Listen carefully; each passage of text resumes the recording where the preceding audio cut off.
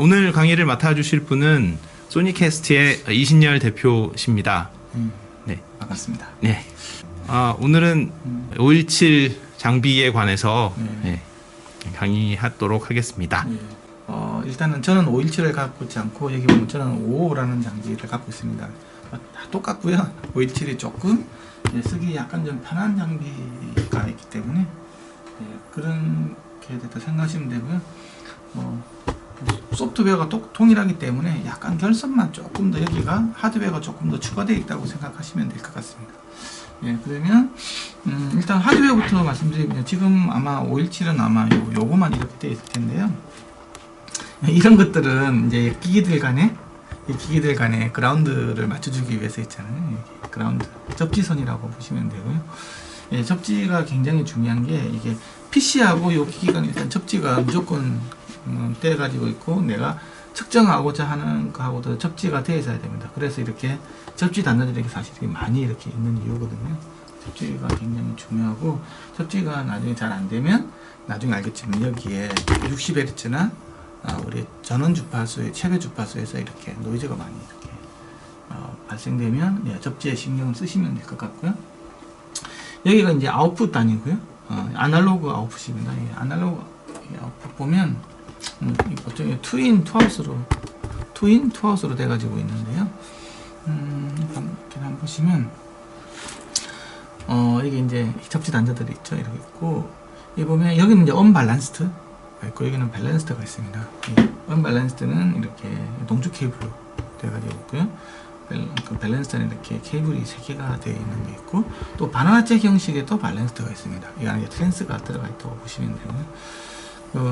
아무래도 이제 밸런스드 입력일 때 외부 노이즈를 이렇게 차폐할 수 있는 훨씬 차폐 능력이 우수하기 때문에 일반적으로 하이엔드 오디오라든지 이런 것들이 다 아날로그 쓸 때는 특히 이제 밸런스드 케이블을 특히 이제 긴 케이블 같은 경우는 밸런스드가 훨씬 더 좋고요. 인도 마찬가지입니다. 이렇게 돼가지고 있고요. 그래서 여기는 이제 아날로그 인아웃, 투인 투아웃에 대한 관련력이고 이 부분이 뭐냐고 하면 디지털에 관련력입니다. 디지털도 언밸런스드가 있고 밸런스드가 있습니다. 이게 굉장히 중요한 개념이고요. 디지털 같은 경우에는 이제 이것도 마찬가지로 외부에서 실제로 이렇게 뭐 전원 노이즈라든지 아니면 조명 같은 거 이런 것들이 아니면 굉장히 강한 어떤 전자기기가 특히 이제 자개가 있는 이런 것 같은 경우는 영향을 미칠 수가 있는데요. 또 이제 밸런스드 케이블, 언밸런스드 케이블이 있고요. 또 여기 옵티컬 케이블이 있습니다. 우리가 토스링크라 그래가지고 옛날에 이제 도시바에서 만든 시뻘건 불 나오는 거 이게 이제 광 디지털이 있는데 요즘 잘 안 쓰거든요. 요즘에는 이제 이런 것보다는 이제 HDMI 케이블이 훨씬 더 많이 이렇게 쓰게 되어 있고요. 이제 내가 이제 얘 같은 경우는 디지털 실외 아이언데 실제로 이제 트랜스미터 리시버 단위 이렇게 있는데 이거는 이제 보드에서 베어 보드에서 뭔가를 이렇게 개발할 때 제가 다 붙여가지고 이렇게 굉장히 짧은 선을 해가지고 쓸 때 필요하고요. 얘 같은 경우는 이제 보면 이게 PDM이라고 되어 있죠. PDM이라고 되어 있는 것 같은 경우에는 이제 마이크로폰, 디지털 마이크로폰 입력을 이게 바로 받을 수 있습니다. 디지털 마이크로폰에 이렇게 전원을 연결할 수 있고요. 그 다음에 클럭을 주는 게 있고 그냥 데이터가 이제 이렇게 주고 받고 할 수 있습니다. 그래서 내가 음성 인식 요새가 어쨌든 마이크로폰이 요즘 많이 들어가지 않습니까? 그때 이제 요걸로 가지고 이제 케이블 연결해서 이렇게 사용하게 되어 있고요. 그 다음으로 이제 되어 있는 것 같은 경우에는 이게 이제 블루투스입니다. 블루투스 송신하고 수신을 거죠. 소스하고 싱크를 두 가지 다 쓸 수 있습니다. 그래서 내가 스마트폰을 잴 수도 있고 얘가 스마트폰하고 연결이 될 수도 있고 또 얘가 무선 이어폰하고 연결해가지고 얘가 소스가 되고 얘가 싱크가 되든지 아니면 저쪽에서 싱크가 되고 이쪽에서 소스가 되고 여러 가지 설정에 따라서 이게 두 가지 할 수 있어요. 무선으로 되어 있는데요. 저는 한 가지 꼽아놓은 게 이제 이렇게 쓴 이유가 소스를 쓸 때는 안테나를 이렇게 외장 안테나를 딴 데다가 이렇게 둬서 쓸 때 이제 이렇게 연결해서 이렇게 쓸 수도 있고요. 나머지는 그 다음에는 다른 부분이긴 한데 이게 뭐냐고 하면 디지털 앰프는 아시겠지만 고속으로 스위칭을 하거든요. 보통 스위칭이 몇백 킬로 정도 헬츠에서 됩니다. 보통은 그 정도에서 이렇게 되고 있는데 그게 굉장히 큰 이렇게 에너지가 나오거든요. 그래서 이제 일반적으로는 디지털 앰프 이제 뒤에서 이제 로페스 필터링을 시켜서 확 죽이긴 하는데, 보통 이제 개발단이나 이런 데서는 그런 필터 들어가기 전에만 측정해야 될 게 있을 수도 있고요. 디지털 앰프 그 자체 같은 경우는 죽이긴 하지만 그래도 굉장히 큰, 사람이 듣지는 못하지만 그 500km, 700km 요 부분에서 있잖아요. 굉장히 큰 스위칭 노이즈가 있는데, 그게 이 장비로 들어와 버리면 장비가 손상이 됩니다. 네. 그래서 이거 그 스위칭 노이즈를 갖다가 없애주는 매지먼트 필터가 되겠습니다. 이게 두 종류가 있는데, 이게 얘 같은 경우는 25km에서 잘라주는 방식이 있고, 또 40km에서 자르는 게 있어요. 요즘에는 뭐 96km 샘플레인트 지원되는 그런 어떤, 내가 앰프를 쓸 때 같은 경우에는 25 자르면 안 되겠죠. 그게 날아가 버리니까, 같이 날아가니까. 그래서 이게 40km에서 잘라주는 녀석도 있고, 뭐 20km에서 본 잘라주는 녀석도 있고, 이런 것들이 있습니다. 다음은 이제 얘 같은 경우에는 이제 오디오 측정용인데요. 517은 요 기능이 이 안에 같이 들어가 있는 게 517입니다. 그래서 요거 플러스 요게 517이라고 보시면 돼요. 좀 저렴한 버전인데요. 앰프 출력도 나오고요. 출력도 나오고, 인풋 단도 있고요. 이건 이제 마이크로폰에 대한 인풋입니다. 마이크로폰 인풋도 있고, 그 다음에 나중에 이거 센싱 할 때 쓰는 건데요. 이거는 이제 커런트 센싱을 해서 나중에 임피던스 같은 거 잴 때 이렇게 쓰는 게, 아마 517은 요게 요 안에 같이 내장되어 있기 때문에 굉장히 편리하게 음향 측정이라든지 음향 측정이 가능하고요.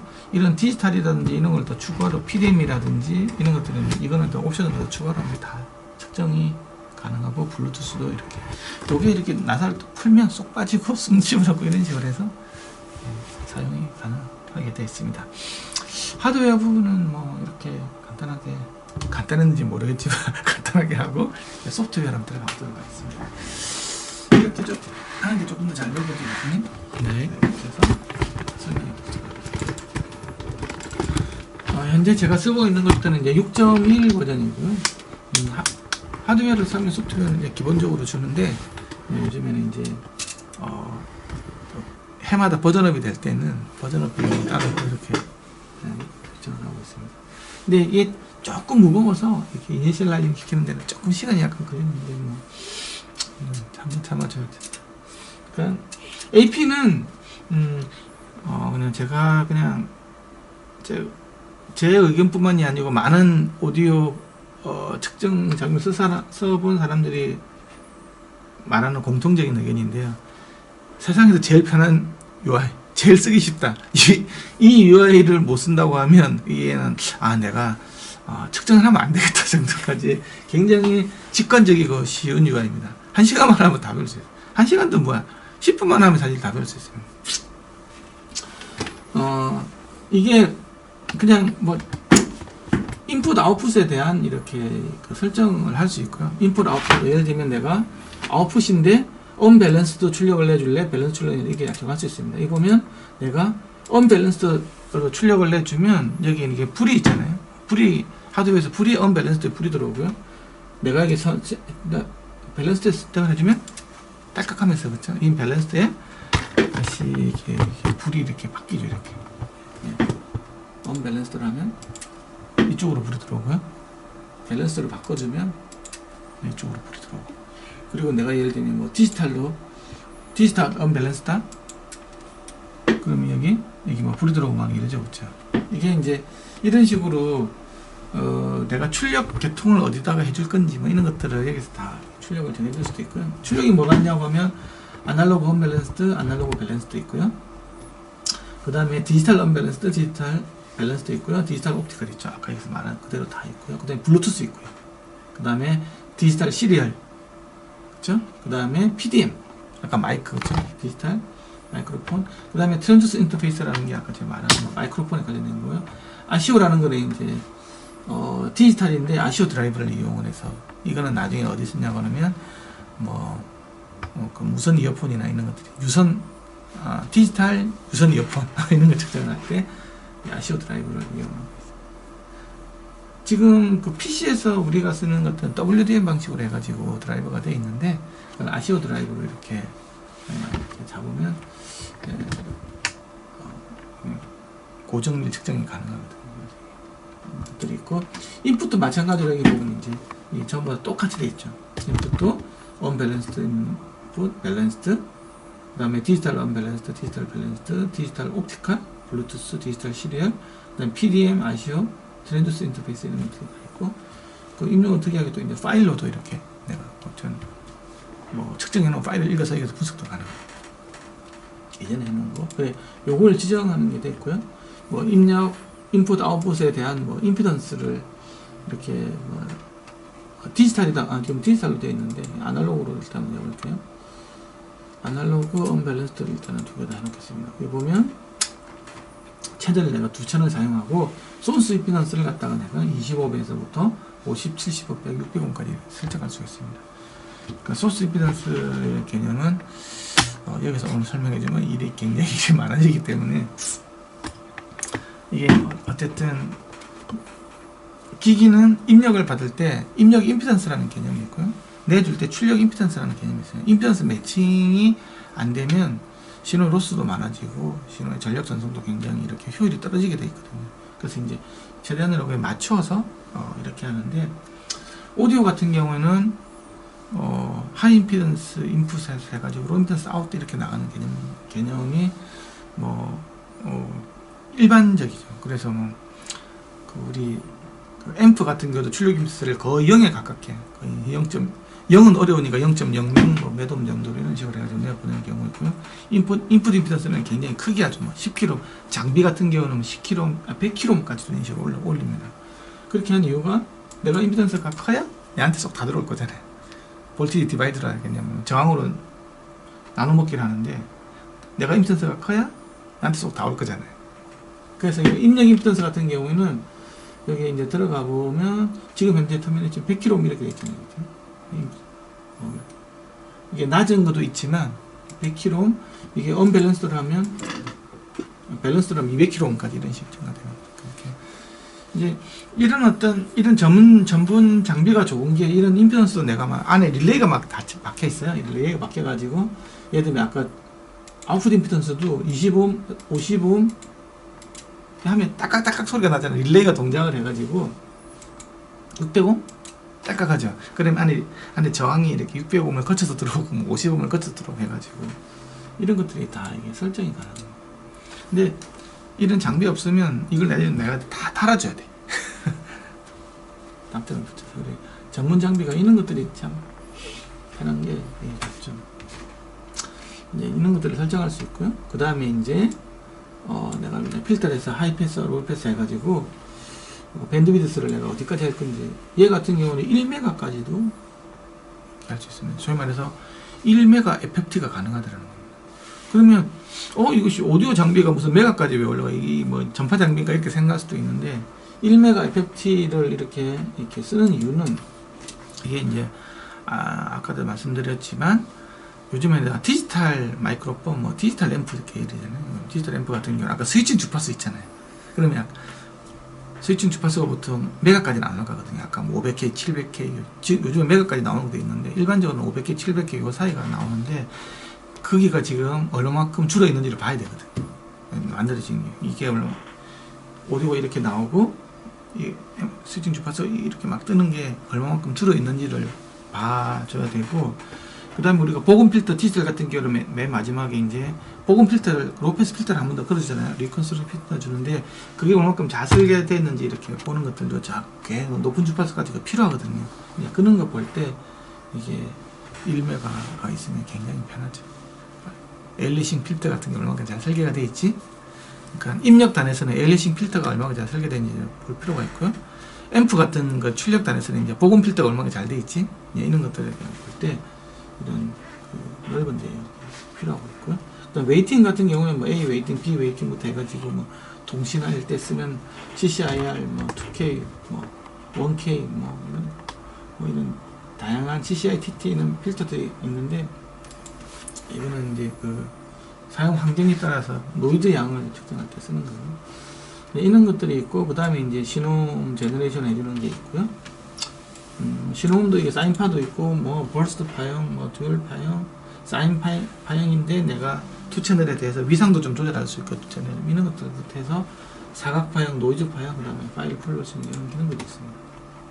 그 다음에 레벨 조절하는 게 있고요. 뭐 기본적으로 이러는데 이제 사용하는 하면서 너무 이야기하면 재미없을 것 같아서 그런 게 있고요. 아 그리고 얘는 이 보면 화면이 있잖아. 이 보면 시퀀스 모드라는 게 있고요. 그다음에 이 보면 벤치 모드라는 게 있어요. 이게 무슨 뭐 하는 무슨 무식갱이 소리냐 이렇게 했는데 보면 압니다. 시퀀스라는 거는 시퀀스라는 것들이 순차적으로 뭐 된다는 거잖아요, 그렇죠? 그래서 얘는 실제로 보면 여기 보면 이 시퀀스라는 게 버튼이 있습니다. 이걸 눌러주면 1번 측정하고 얘가 체크해준 거 있잖아요. 체크해주면 내가 요거 체크해주고 요거 체크 이렇게 한다 그러면 요거 측정한 다음에 요거 측정하고 그 다음에 요거 측정하고 요거 측정이 순서적으로 있잖아요. 제가 자동 측정을 하기 위한 용도는 실제로 이거 시퀀스 모드라는 게 그런 용도로 쓰는 거에 반해서 그러면 이게 내가 한 방에 여러 개를 볼 수 없잖아요. 순차적으로 보여주니까 한 방에 다 보여주는 게 바로 벤치 모드입니다.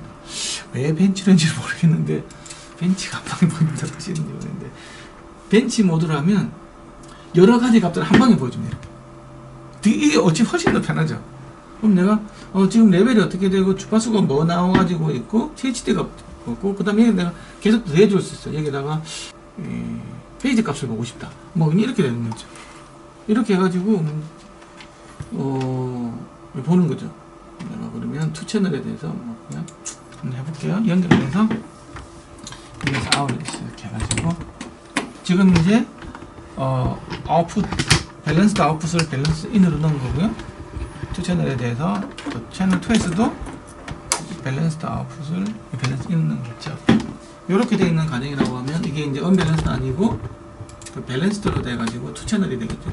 여기도 그러면 밸런스드 내가 투 채널이 되면 이게 이제 불이 딱 들어오죠.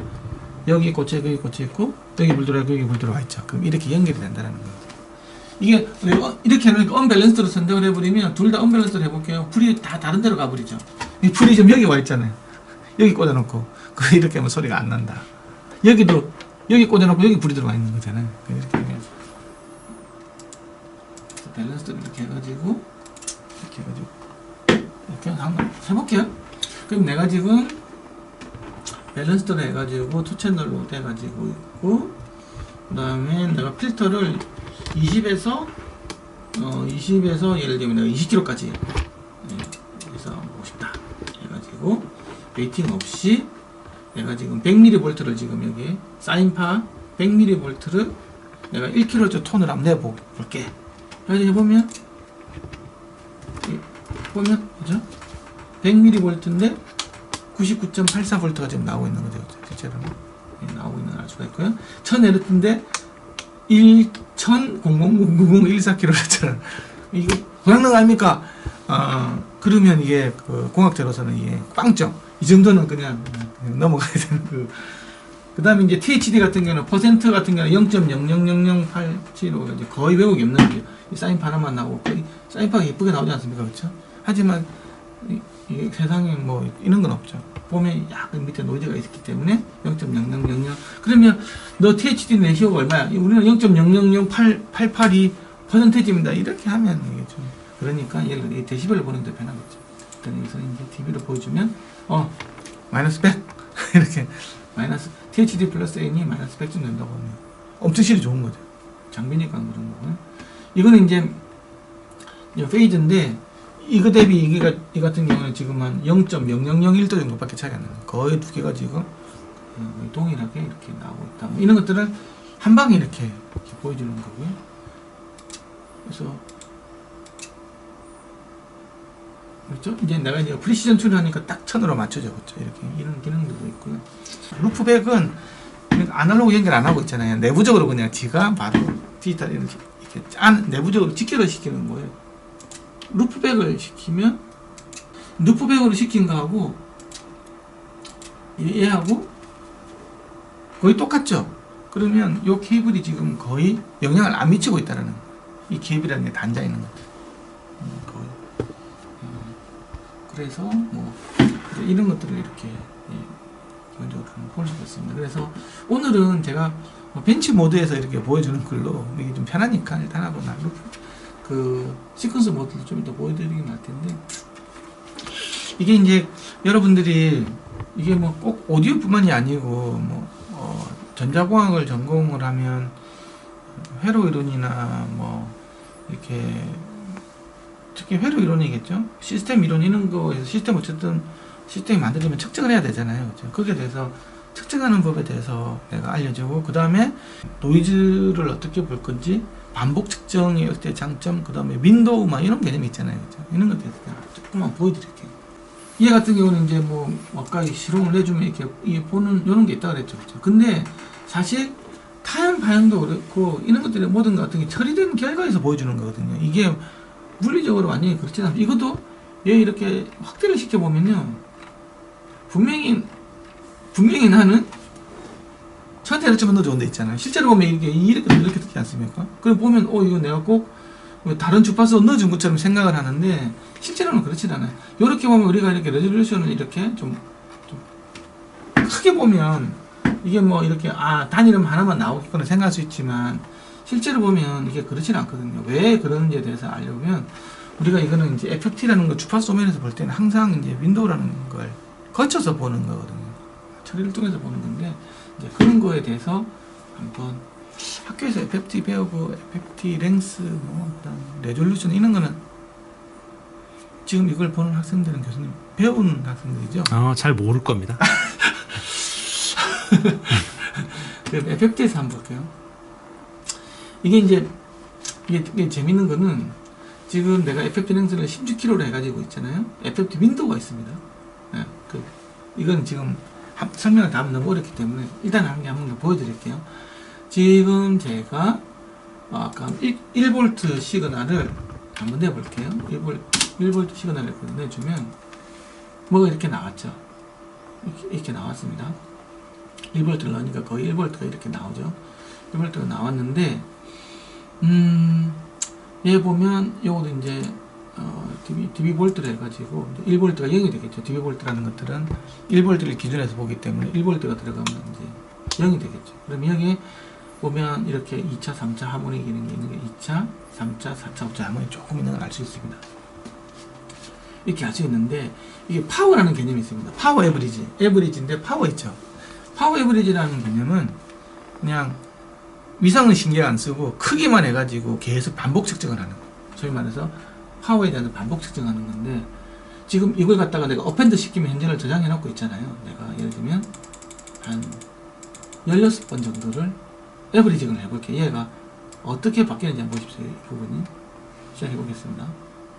16번을 한번 무슨 일이 생긴지 한번 보십시오.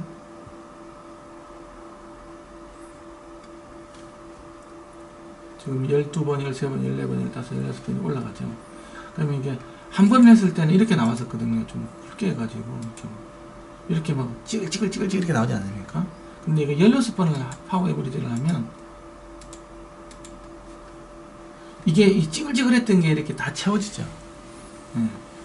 이게 왜냐 그러면 노이즈가 랜덤하게 나오기 때문에 이게 계속 반복 측정을 하면 산은 깎이고 골은 메워지고 하지만 이게 디터미니스틱하게 나오는 이런 왜곡 성분은 계속 잘 보이는 데에 반해서 이렇게 랜덤한 성분 있잖아요. 랜덤한 성분들은 없어져요. 그러면 해석을 할 때 이게 파란 걸로 해석하는 게 낫겠어요? 아니면 빨간 거 해석이 낫겠어요? 빨간 거. 그렇죠. 이거 보면 이 뭐야? 여기도 뭐 있는 것 같고 막 있는 거 있잖아요. 그렇죠? 근데 그보다는 이걸 보는 게 지금 얘가 있고 이거는 2차, 3차, 4차, 5차, 6차, 7차, 8차 이런 게 있구나 이런 걸 알 수 있는 거죠. 이제 요런 처음에 만약 이런 기능이 없었다고 하면 이거 지금 어떻게 해석해야지 뭐 이렇게 할 수가 있는데 장비 탓을 하지 말고 내가 좀 더 할 수 있는 방법이 이렇게 파워 에버리지를 이렇게 하면 이런 게 있어요. 자, 이런 게 있고요. 더 신풍방통한 기능이 있습니다. 근데 이제 내가 이 장비가 좀 예를 들면 허접해가지고 실제 얘가 갖고 있는 이 정확한 스펙트럼에서 숨겨져 있는 여기 더 작은 것 같은 게 여기 숨겨져 있는 뭔가 있을 수도 있거든요. 그렇죠? 이 장비가 갖고 있는 노이즈보다도 더 작은 디터미니스틱한 시그널을 혹시 볼 수 있는 방법이 없을까라고 또 생각해 볼 수 있잖아요. 그죠? 그게 가능을 해요. 그게 이제 바로 뭐냐고요? 싱크로너스 에버리지라는 기능이 있어요. 이거는 이제 아까는 이제 파워 에버리지의 개념이었잖아요. 이건 이제 싱크롯을 해가지고 신호음을 갖다가 동기화시켜서 보면 위상까지도 딱 맞추는 거예요. 그러면 이 아주 노이즈를 줄일 수가 있어요. 노이즈 양은 한번 해볼게요. 이게 이제 트리거를 갖다가 제너레이터에다 맞춰주고요. 파워 에버리지와 시퀀스 에버리지를 맞추는 거예요. 그러면 지금이 요렇게 하면 돼 있었는데 여기가 내가 16번을 한번 지켜볼게요. 그러면 어떤 일이 벌어지는지 볼게요. 그렇죠? 오호, 계속 떨어지죠. 이렇게 여기 레벨이 16번 하니까 요만큼이 떨어졌습니다. 지금 이걸 한 거를 좀 더 굵게 한번 해볼게요. 그렇죠? 노이즈에서 이만큼 떨어져 버리는 효과가 생기죠. 이게 3로그 2의 n승으로 그리는 겁니다. 3에다가 로그 2에다가 n이 16이죠. 16이니까 얘 4승이 16이니까 그러니까 얘 4승이니까 3, 4, 12 그러니까 12대11 떨어지는 거. 그러니까 실제로 12대11 가까이 떨어지는지 한번 볼게요. 한 칸이 10이니까 그렇죠? 이게 여기서 있고 여기 로그에 떨어지지 않습니까? 그렇죠? 실제로 우리가 책에서 배우던 거를 여기서 볼 수가 있는 거예요. 그러면 이게 요거밖에 안 됐던 장비가 요런 장비로 바뀌는 거예요. 그러면 요 이제 숨어 있던 거 있잖아요. 이것도 이제 보이기 시작하는 거예요. 이게 언제 편하냐고 하면 이게 전기 측정할 때 워낙에 마이너스 150 그러면 이거 뭐 너무너무 좋은 상황이기 때문에 상관이 없는데 음향 측정을 하면 외부 소음이 되게 심각하거든요. 그러면 그때 이제 방법은 무향실을 지으면 된다. 그러면 외부 소음 차단시켜주는 무향실을 지으면 이 매덕을 하죠. 그럼 이 장비보다 한 10배 정도 더 비싼 이렇게 아주 희한한 일이 생기는데 그때는 그렇게 하지 말고 딱 이렇게 그냥 일반 룸에서 이렇게 측정을 해놓고 지금 16번만 측정하니까 10대11 좋아지잖아요. 무향실 보통 하면 3대11 뭐 이렇게 좋아질 수 있다고 하면 127번 이렇게 반복을 해버리는 거예요. 그렇게 하면 한 20대11 이상 좋아지고 이런 게 있어요. 그러면 볼 수가 있는 거예요. 이런 어떤 싱크로너스 에브리지라는 기능을 사용하면 이런 게 있다. 이런 것도 있고요. 의외로 이런 거 그 장비를 쓰면서 이런 거 있는 조차도 모르는 사람 되게 많아요. 이런 것들이 있으니까 뭐 이런 알아주시면 될 것 같고요. 그 다음에 이제 윈도우에 대해서 알려드릴게요. 윈도우라는 게 뭐냐고 하면 아까 얘기했지만 여기 이제 여기 그래프가 이렇게 나타났죠. 이렇게 나타났는데 실제로 보면 이게 노이즈가 140대11 아래 있다는 건 굉장히 작은 겁니다. 나중에 알겠지만. 근데 이건 이제 자세히 보면 이제 자 이렇게 보면 1kHz 부분이 왜 이게 뭐 이론적으로 뭐 스파이크 하나 보여야 될 것 같은데 그죠?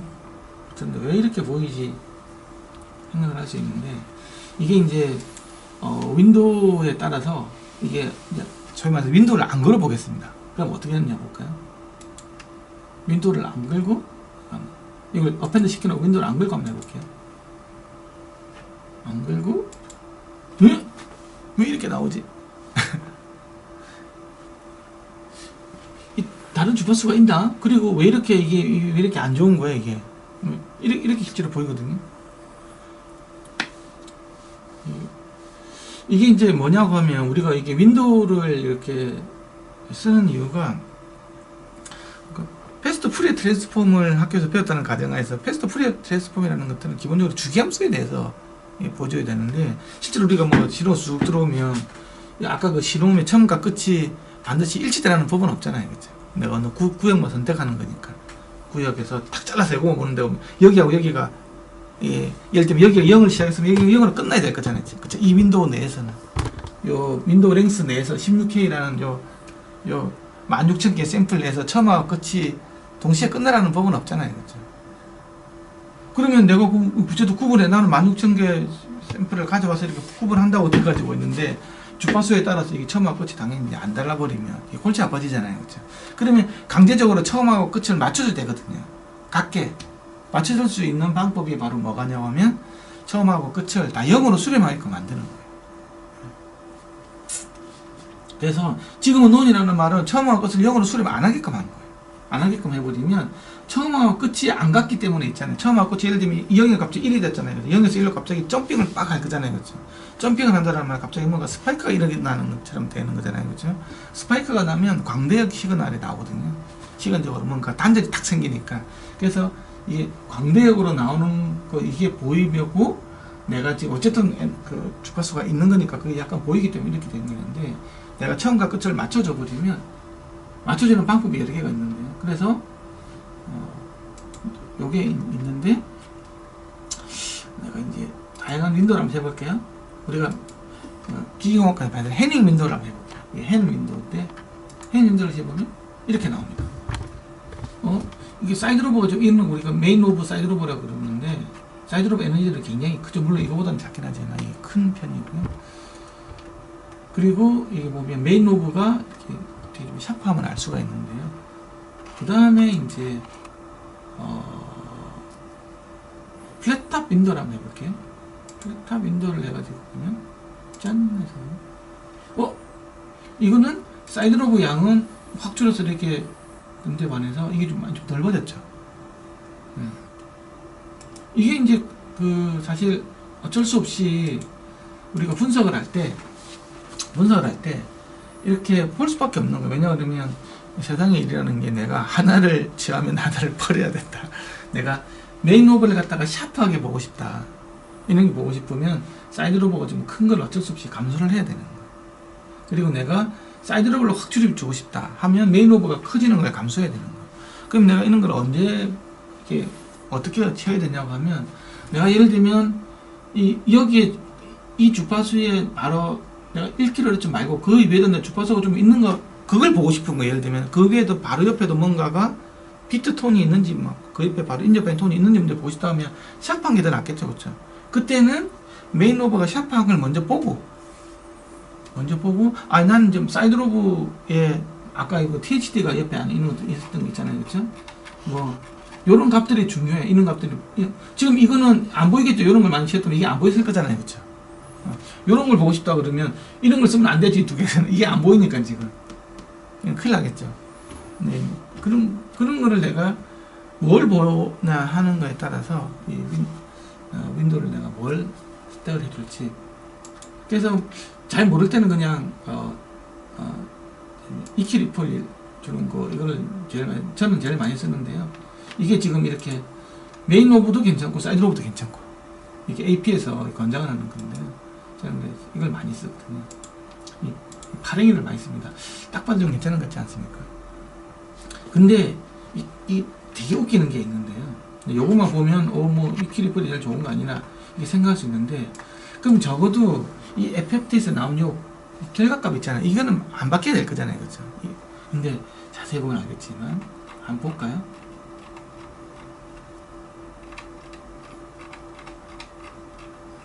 이 값이 다 다르죠. 실제로 FFT도 내가 이게 FFT 윈도우를 뭘 사용에 따라서 이 크기 값도 달라진다는 거예요. 다른 말로 무슨 말이냐 하면 내가 타임 도메인 창에서는 뭐 예를 들면 뭐 이런 타임 도메인 창에서는 이 값이 사실 바뀔 일이 없거든요. 근데 이 FFT를 볼 때 이게 꼭지점 요 값만 가지고 물론 뭐 대략적으로는 맞지 뭐 아까도 0. 몇 데시벨 차이니까 근데 이걸 그냥 막 보면 나중에 낭패가 생길 수도 있다. 대략적으로는 맞지만 내가 자세하게 뭔가를 보고 싶을 때는 여기서 보면 이 값들이 여기는 0.25dB 차이 나죠. 여기는 거의 1dB 이상 차이 나지 않습니까? 그렇죠? 1.7dB는 엄청나게 큰 차이거든요. 이런 차이로 보일 수 있기 때문에 그래서 실제 이제 여러분들이 나중에 이제 개발실에 가가지고 이제 처음에 이제 입사를 하면 막내가 되면 첫 번째 하는 게 야 측정 좀 하지. 왜냐 그러면 그 선배들이 제일 하기 싫은 게 측정이거든요. 이미 선배들은 옛날에 측정을 너무 많이 해봤기 때문에 싫은 거야. 측정 네가 해 그러는데 사실 이거 측정은 회사에서 제일 베테랑 해야 되는 거예요. 제일 잘 아시는 분들이 다 세팅값 이런 것들을 정확하게 해주고 나서 그 다음에 똑같은 일이 이제 뭐 반복이 될 때 이제 막내 보고 야 너도 한번 이게 내 세팅해서 해봐라 해야 되는데 이제 이게 저는 안 그렇습니다. 저는 그렇고 그 회사에 가보면 그냥 야 근데 좀 데이터 가져오라 그러면 진짜 하기 싫은 거야. 그러면 물론 뭐 위에 사람이 모르는 경우도 되게 많고요. 이걸 이제 측정을 해오라 그러는데 뭐 이 사실 측정이라는 게 교수님도 뭐 아시겠지만 합리적으로 속일 수 있는 거거든. 내가 어떻게 세팅을 어떻게 하느냐에 따라서 합리적으로 속일 수가 있어요. 그래프도 이거 이상한 거 아닙니까? 이렇게 하면 똑같거든. 그리고 이거 그래프가 이상한데 이렇게 보면 다 스파이크처럼 보이지 않습니까? 그렇죠? 이런 식으로 이런 식으로 보면 이게 뭐 스케일 장난치고 뭐 윈도우 장난치고 FFT 랭스 장난치고 장난칠 수 있는 게 너무너무 많다라는 거지. 그리고 나중에 뭐 인풋 아웃풋 임선수하고 바꾸고 하면 있는데 그런 것들이 많이 바뀐다는 것들을 수업 시간에 신호 처리 시간이나 신호미 시스템 시간에 사실 모든 것들 설명을 해주는데 이제 뭐 재미가 없으니까 다 까먹죠. 실제로 이게 이런 장비를 가지고 한번 실제 해보고 나면 이게 FFT가 진짜 이렇게 되네. 이게 에버리지를 하니까 이런 일이 생기는구나.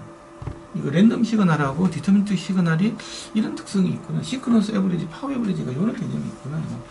이런 것들 FFT 랭스 이런 의미가 있었구나 하는 것들을 실제로 알 수가 있는 아주 신박한 장비가 바로 오디오 브러시이다. 그런 것도 있고요. 마지막으로 하나만 더 하고 오늘 첫 번째 강의를 마치겠는데 다음은 이제 디지털 음향 측정인데요. 지금 디지털 음향 측정인데 디지털 같은 경우는 우리가 샘플링이라는 과정을 거치잖아요. 샘플링 과정을 거친다라고 그러니까 시간적으로도 이렇게 우리가 일정한 간격으로 44,000분의 1초 아니면 48,000분의 1초, 96,000분의 1초, 192만분의 1초 이런 식으로 잘라서 이렇게 하게 되는데 이렇게 해서 자르면 우리 신호미 시스템은 신호 처리 시간에서 배웠지만 우리가 쓸 수 있는 대역이 이제 고주파수가 대역이 되는 이런 게 있고 사람이 듣는 그 가청 대역 이상으로 하면 문제가 없다 이런 걸 배웠는데 더 이제 그거는 어쨌든 사람이 귀가 그렇게 섬세하지 못하기 때문에 그렇게 한다라는 게 기본적인 샘플링 이론인 거고 그리고 샘플링이 돼야 이제 우리가 디지털 신호로서 의미가 있기 때문에 어쩔 수 없는 과정인 거죠. 그 다음에 이제 크기라는 게 있어요. 크기도 그냥 우리는 당연히 이게 그 실수로 나타나게 되는 건데 실수로 돼가지고는 우리가 그 숫자로 나타나지가 없기 때문에 어쨌든 간에 얘를 갖다가 이제 정수화 시켜야 되는 인티저 넘버로 나타낼 수밖에 없는 과정을 거치게 되는데 그러면 무조건 이제 에러가 발생되게 되지 않습니까? 근데 이제 요 단계를 그러면 얼마만큼 이렇게 잘게 쪼갤 거냐 하는 것들인데 그게 우리가 말하는 이제 비트 뎁스라 그러죠. 비트 깊이라 그래가지고 비트 뎁스라 하는데 이제 일반적으로 우리가 이전에 많이 듣던 CD 같은 경우는 16단계로 그럼 65,000 단계 정도 이렇게 해가지고 6536 단계 정도 되겠죠. 요즘에는 이제 24비트 같은 경우는 더 10억인가 어제 그 전까지 이제 올라가는 거고 그 다음에 32비트까지도 있는 경우가 있는데 그러면 실제 여기는 이제 내가 비트를 설정을 해볼 수가 있어요. 따라서 어떻게 바뀌는지 실제로 한번 들어볼 수 있는 놀라운 건데 제가 한 30년 전에 제가 오디오 엔지니어링 소사이티라고 음향에서는 제일 유명한 학회가 이제 AS라는 학회가 있는데 뉴욕에 갔을 텐데 이런 어떤 그 디지털 이론에서 유명하신 분이 립시츠라는 교수가 있습니다. 그 양반이 이제 디더라는 개념을 발견하신 분인데 그분이 진짜 내가 이게 퀀타이제이션 노이즈를 직접 들려주겠다. 우리는 맨날 그림만 보고 이렇게 이야기하는데 그때 처음 들어보고 정말 깜짝 놀랐거든요. 야, 이걸 학생들이 이걸 들어봤으면 좋겠다. 디지털을 공부를 하는 그게 영상이든 뭐든 상관이 없이 특히 디지털 오디오를 전공하는 사람이라면 이게 디지털이 이게 샘플링을 하면 이런 일이 생기고 퀀타이제이션 하면 이런 일이 생긴다는 걸 한번 좋겠다 하고 생각하고 있었는데 그때는 엄청나게 많은 장비를 이렇게 들고 와가지고 했었거든요. 근데 지금 AP는 그게 이제 가능하게 돼서 괜찮은 장비다. 교육적으로도 굉장히 괜찮은 장비인 것 같아서 제가 한번 보여드리려고 하는데 보여드릴게요. 일단 내가 좀 디지털로 다 했고요. 루프백을 했습니다. 연결할 게 없어가지고 루프백을 내부적으로 돌아갈 거 있고, 그리고 400Hz 좀 천천히 바뀌는 400Hz 톤을 냈고요. 그리고 지금 이게 신호를 좀 작을 때, 클 때는 컨덴서 노이즈가 별로 의미가 없거든요. 묻혀가지고 마이너스 80dB 정도 좀 작은 시그널일 때 어떻게 되는지 한번 일단은 기본적으로 알아보도록 하겠습니다. 한번 해볼까요? 지금은 이게 오디블 모니터라는 기능이 있습니다. 이제 요걸 하면 입력 시그널에 대해서 이렇게 들릴 수도 있고요. 입력 시그널 빼고 외국만 들릴 수 있는 신종 방송 기능이 있어요. 지금은 그냥 입력 시그널에서도 외국이 들리기 때문에 좀 현실적이기 때문에 이걸로 선택을 해서 한번 해보도록 하겠습니다. 자, 그러면 들어보도록 할게요. 자, 지금 이게 여기가 갖고 있는 게 지금 16비트인데요. 보십시오. 16비트가 이렇게 되니까 깍둑썰기로 나오죠. 예, 레벨이 마이너스 80으로 이렇게 작기 때문에 그렇습니다. 자, 그때 실제로 어떻게 들리는지 한번 보도록 하겠습니다. 온 오디블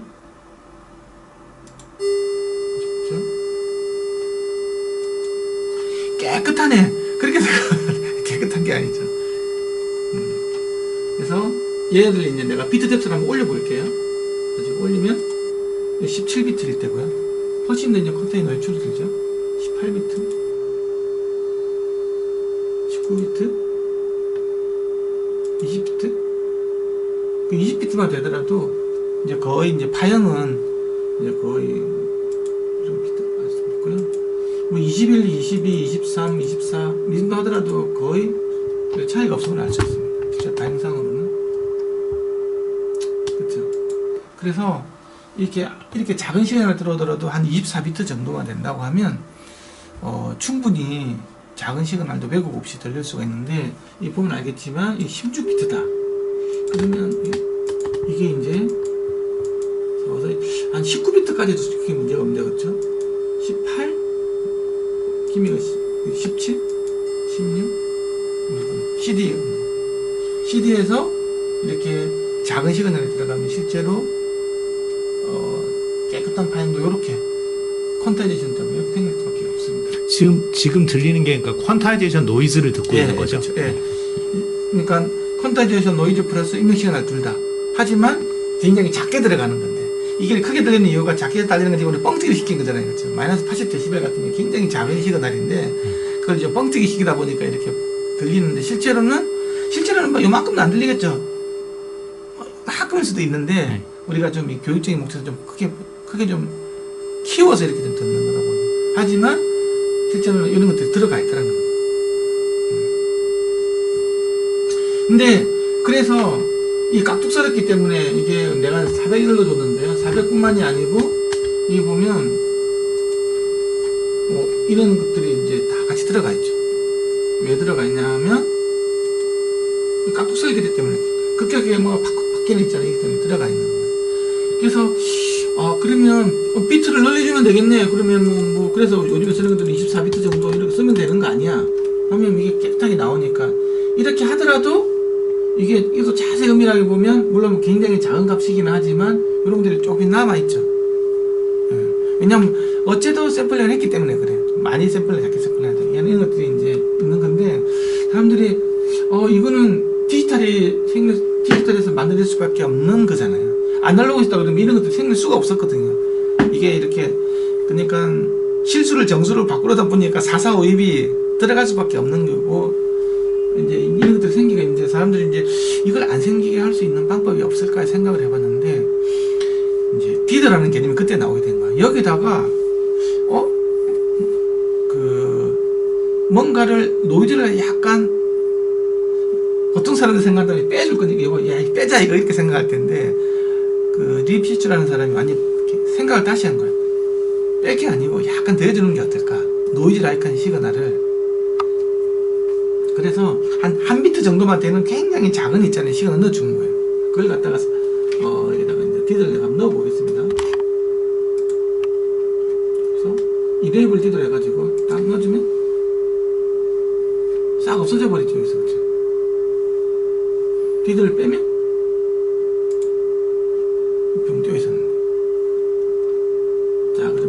요런 디더가 실제 소리를 어떻게 나는지 한번 들어보도록 하겠습니다. 16비트에서 한번 해볼게요. 16비트에서 이렇게 났었죠, 그쵸? 여기다가 내가 디더를 넣어보도록 하겠습니다. 디더를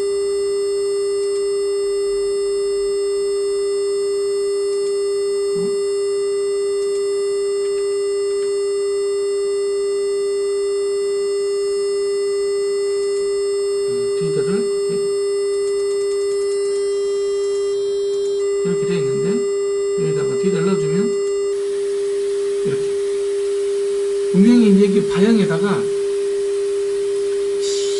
하는 뭐 어쨌든 뭐 삼각 밀도 함수를 가진 어떤 이렇게 트라이앵귤라 디더를 넣어주면 약이 없어지죠. 이게 어떻게 보면 에너지는 좀 더 이걸 빼보겠습니다. 줄어들죠, 그렇죠? 레벨이 줄어드는 데 반해서 이제 이런 것들이 끼어 있는 거죠. 전체적인 노이즈 레벨은 커지지만, 그래서 THDN이 더 커지지만, 키워보면 더 커지지 않습니까? 6dB 더 커지죠, 그렇죠? 더 성능은 나빠진 데 비해서 이런 것들이 없음을 해가지고 좀 더 아날로그 감성이 듣기 편한 소리로 바뀐다. 이게 바로 디더가 갖고 있는 가장 큰 특징이고요. 그래서 이제 무슨 말이냐고 한다고 하면, 우리가 내가 비트 뎁스를 많이 늘려주면 되는데, 비트 뎁스를 많이 늘려주면 데이터량이 늘어나잖아요, 그렇죠? 근데 이제 그런 거 없이 데이터량을 안 늘려주면서도 좀 디지털이 갖고 있는 그 소리가 작은 소리를 표현할 때 갖고 있는 이런 어떤 하모닉스 왜곡들의 문제를 없애주려면 약간의 밑에 이제 배경 노이즈를 약간 넣어주면 이게 싹 없어진다라는 게 어쨌든 디드가 갖고 있는 이런 개념이고요. 그리고 그럼 몇 비트까지가 중요합니까?라고 아까 뭐 물어볼 수 있는데요. 여기서도 봐도 알겠지만 디드를 일단 꺼보고요. 디드를 끄고 여기서 보면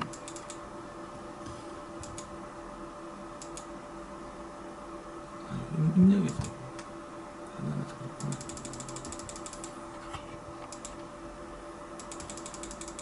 여기서 보면 16비트 같은 경우는 확실하게 이렇게 깍둑 설계가 보이지 않습니까? 그렇죠? 근데 이게 한 비트만 올리면 많이 줄어들고 17비트도 좀 부족하죠, 그렇죠? 18비트고요. 19비트, 한 20비트, 한 20비트 정도만 되더라도, 그럼 21비트부터는요, 제가 보니까 21, 22, 23, 24 해가지고 데이터량이 많이 증가될지 모르겠지만 반영상으로는 그렇게 큰 차이는 없거든요. 그래서 이게 뭐 32비트가 더 좋지 않습니까? 디지털 오디오에서 많으면 많을수록 좋죠. 데이터량이 엄청 늘어나면 좋은데 제 개인적인 생각은 24비트도 충분하게 넘친다. 적어도 아웃풋 안에서. 안에 연산할 때는 뭐 64비트 당연히 필요하죠. 안에도.